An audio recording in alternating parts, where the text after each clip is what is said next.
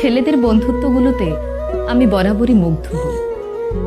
ওদের বন্ধুত্বে না কোনো ভনিতা থাকে না, স্বার্থ থাকে না। গতকাল এক্সাম দিয়ে ফেরার পথে বাসে অনেকগুলো স্কুল ছাত্র উঠল। দেখলাম ওরা একজন আরেকজনের ভাড়া দিয়ে দিচ্ছে, একজন আরেকজনের ব্যাগ ক্যারি করছে, একজন আরেকজনকে বলছে, তুই যদি রেজাল্ট ভালো না করিস তাহলে কিন্তু ভবিষ্যতে এমন বাসের হেল্পার হবে।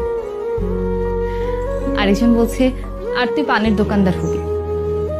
ওদের এই খুনসুটিগুলো দেখতে আমার বেশ ভালো লাগছিল। আমি জানি না সামনের কিছু বছর পর ওরা কে কোথায় থাকবে, কার জীবনের মোড় কোন দিকে ঘুরে যাবে।